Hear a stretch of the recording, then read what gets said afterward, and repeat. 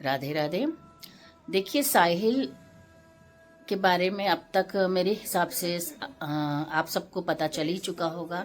एक 23 साल का मासूम बच्चा, अपनी सिंगल पेरेंट का सिंगल बेटा, जो दो परिवारों में, मतलब ससुराल पक्ष में और मायके पक्ष में इकलौता लड़का था। साहिल की मदर, दो बहनें हैं और दोनों के घर में एक ही ये बच्चा था, लड़का साहिल। इसके अलावा साहिल की जो सिस्टर है, उनकी एक छोटी बेटी है। और कुदरत का कहर देखो, वो एकमात्र सहारा साहिल की माँ का, वो भी उसने छीन लिया। एक बिगड़ैल रईसजादे की सनक ने उस माँ की जिंदगी जो है पूरी तरीके से खत्म कर दी। वो माँ आज बिलक बिलक के रो रही है, लोगों की से अपील कर रही है कि उसे इंसाफ दिलाया जाए। वो माँ किसी प्रकार की कंपनसेशन की डिमांड नहीं कर रही है, वो मौत के बदले मौत की डिमांड भी नहीं कर रही है। उसका कहना बस इतना है कि मेरे मरे हुए बच्चे को इंसाफ मिले और आगे किसी की भी औलाद का इस ऐसा हर्ष ना हो जो उनके साहिल का हुआ है। किसी की भी औलाद किसी बिगड़ैल रईसजादे की नादानियों का शिकार ना बने, सिर्फ इतनी सी उनकी डिमांड है। और इसके लिए उन्होंने एक मुहिम भी चलाई है, जस्टिस फॉर साहिल और कबीर। कबीर क्योंकि कबीर जो है साहिल का उपनाम था। उन्होंने एक पिटिशन फाइल बनाई है, जिसमें उन्होंने हम सबसे रिक्वेस्ट करी है, हम सबसे डिमांड करी है कि हम उसमें साइन करें, ताकि जो सिस्टम में जो खामियां हैं, जो अब तक चलती आ रही हैं खामियां, उनमें चेंजेस लाया जा सके और इस प्रकार के हादसों को रोका जा सके। सिर्फ इतनी सी उनकी ख्वाहिश है। लेकिन उस माँ के आंसू, उस माँ की, मतलब उस माँ की जो दशा है, वो देख करके अगर हम लोगों का दिल नहीं पिघला तो इसका मतलब हम लोग पत्थर दिल इंसान हैं। हम इंसान नहीं हैं, हम पत्थर दिल हैं। वो जिस तरीके से बिलक बिलक के रो रही हैं, वो बोल रही हैं कि मेरे जीने का मकसद ही ख़त्म हो चुका है। मैंने अपने बच्चे को जिस कंडीशन में देखा लास्ट टाइम, मैं सपने में भी नहीं सोच सकती थी कि उसकी मौत एक जानवर की मौत से भी बदतर होगी। और वो बार बार रोते रोते यही कह रही थी कि मैं चाहती थी कि मेरा बेटा मेरे को कंधा दे, मेरा लास्ट राइड करे। और मेरी बदकिस्मती देखो कि मुझे अपने बेटे का अंतिम संस्कार करना पड़ा। वो साथ ही वो ये भी कहती हैं कि मैंने अपनी लाइफ में किसी की अस्थियां नहीं देखी, लेकिन मुझे बदकिस्मती से, मैं इतनी बदकिस्मत हूँ कि मुझे अपने बेटे की अस्थियां देखनी पड़ी, मुझे उसका दाह संस्कार करना पड़ा। वो बार बार रोते रोते यही कहती हैं कि मैं खुद 3,000 के कमरे में रहती हूँ, लेकिन अपने बेटे को मैंने 8,000 के स्कूल में एडमिशन दिलाया था, उसको अच्छी से अच्छी परवरिश करी थी, उसको मैं बहुत ऊंचाइयों पे देखना चाहती थी। और मेरा बेटा भी कोई आम इंसान नहीं था, वो बहुत ही ज़्यादा टैलेंटेड था, उसके बहुत ऊंचे ऊंचे ख्वाब थे, वो विदेश जाना चाहता था। और मेरी भी यही तमन्ना थी कि मेरा बेटा इंडिया में नहीं रहे, क्योंकि यहाँ का सिस्टम बहुत ख़राब है। मैं कई सालों से इस सिस्टम से लड़ती आई हूँ। 2018 में ही मुझे इस सिस्टम से, इस लड़ाई से छुट्टी मिली थी और मैं दोबारा से इसी लड़ाई में फिर से लड़ने के लिए मुझे मजबूर कर दिया गया है। वो रोते रोते कहती हैं कि मेरी तो जीने की अब मकसद ही ख़त्म हो गया, मैं इस घर में किसके लिए आऊँ, किसके लिए जीऊँ। मुझे नहीं पता मेरी ज़िंदगी का मकसद क्या है, और मुझे ये भी नहीं पता कि मैं कितने साल के लिए जिंदा हूँ। इसलिए मैं चाहती हूँ कि आप लोग मेरा सहारा बने, आप लोग मेरा साथ दें, ताकि और किसी की बच्चे के साथ या किसी के परिवार के किसी सदस्य के साथ ऐसा कुछ दुर्घटना हो। बहुत रोती हैं वो, बार बार अपने बेटे की फ़ोटोएं देखती हैं, तस्वीरें देखती हैं। वो बताती हैं कि मेरा बेटा इतना लायक था कि उसे एक दिन में 9 मेडल मिले थे। वो मल्टी टैलेंटेड था, उसे हर चीज़ का शौक था। वो अच्छा प्लेयर भी था, अच्छा सिंगर भी था, और दिल से भी बहुत ही ज़्यादा दयालु था, जानवरों से बहुत प्रेम करता था। बहुत कुछ बताती है वो माँ, इन्ना माकन। बहुत रोती हैं। और सच बताऊं तो साहिल की मौत ने एक बार फिर से एक पुरानी याद ताज़ा कर दी है। वो जो है, आपने नाम सुना होगा चटोरी रजनी का।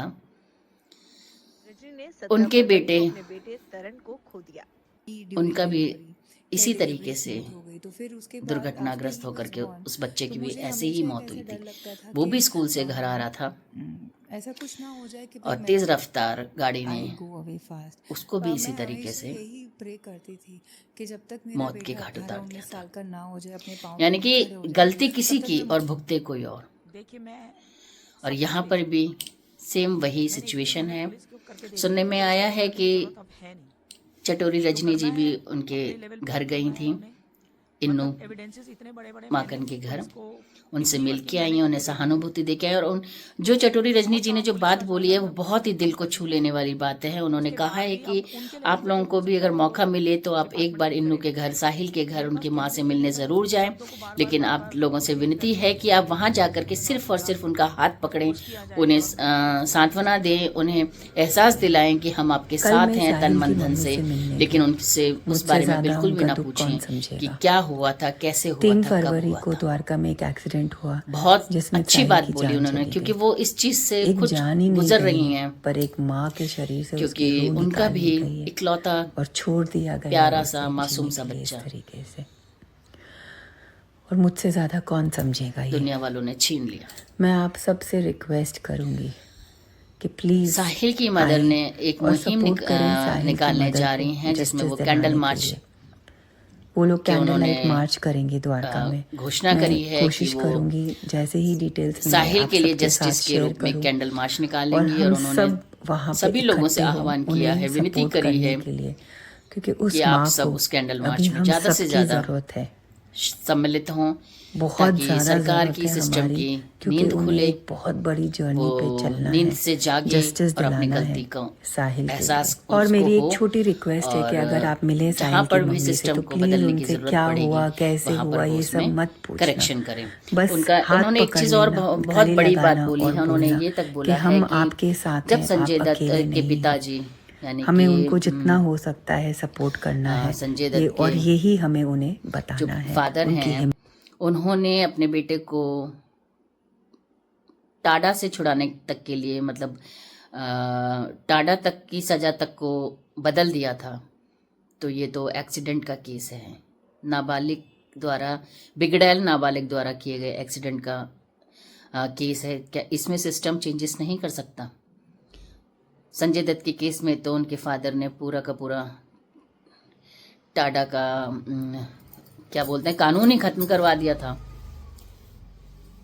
तो क्या इसमें नहीं हो सकता? सिर्फ इसलिए कि मैं कोई सेलिब्रिटी नहीं हूँ? तो ये उन्होंने बहुत बड़ा प्रश्न चिन्ह छोड़ा है। और इस व्लॉग में, वीडियो में ये बनाने का मेरा मकसद एक ही है कि इसमें मैं वो जो नाबालिग आरोपी है, उसके पिता ने जो बात बोली है, एक एक बात का मैं जवाब लेकर के आई हुई हूँ, उसमें प्रूफ समेत। जैसे उन्होंने कई सवालों में बोला है कि भाई, जैसे कि उस आरोपी के पिता ने, नाबालिग के पिता ने बोला कि उन्हें नहीं पता था कि उनका बेटा ड्राइविंग भी करता है।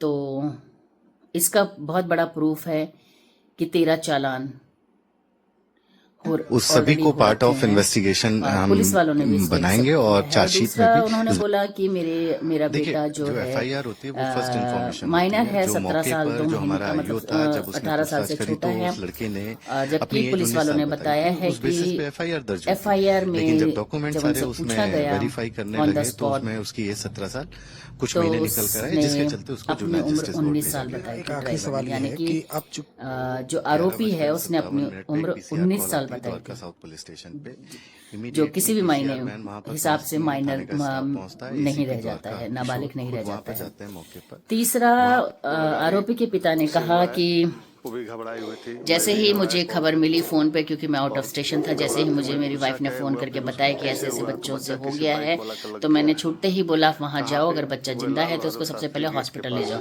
तो मैं आपको बताना चाहूँगी, स्पॉट पे इनकी फैमिली से कोई भी नहीं गया था, कोई भी एक सिंगल पर्सन भी नहीं था।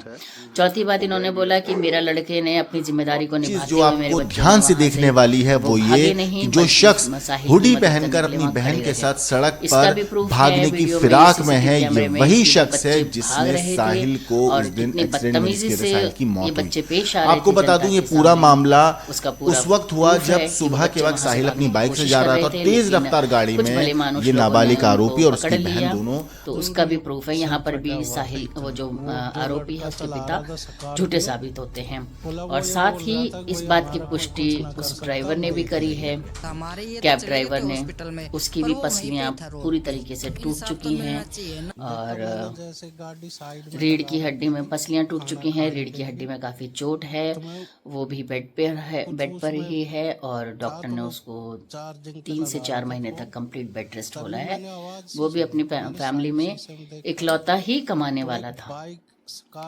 तो आप समझ सकते हैं कि आप लोगों की जानकारी के लिए बता दूं कि आज 21 फरवरी को जो साहिल मर्डर केस का ऑफेंडर है उसके फादर के कोर्ट में पेशी थी, जिसमें उन्होंने रिक्वेस्ट करी है कि उनकी और उनके बेटे की जो पहचान है उसको हाइड किया जाए, उसको उजागर ना किया जाए सेफ्टी पर्पस से। अब देखना ये है कि इस केस में आगे क्या रिजल्ट निकलता है, क्या साहिल की मदर को इंसाफ मिलता है, ये सब अब देखते हैं, क्योंकि केस इतनी जल्दी सॉल्व नहीं होते हैं। हमारा आप लोगों को पता ही है, कोर्ट की अपनी एक प्रक्रिया होती है, उस प्रक्रिया से होकर गुजरना पड़ता है, क्योंकि हमारा कानून भी कहता है चाहे 100 गुनहगार बच जाएं लेकिन एक बेगुनाह भी मरना नहीं चाहिए। तो उसी के हिसाब से अब आगे कार्रवाई चलती है। लेट्स होप कि साहिल की मदर को इंसाफ मिले और साहिल की आत्मा को शांति मिले, अगला जन्म उसको जहाँ भी मिले वो खुश रहे, खुशहाल रहे, भगवान उसको अच्छा स्वस्थ और लंबी उम्र दे। इसके साथ ही राधे राधे।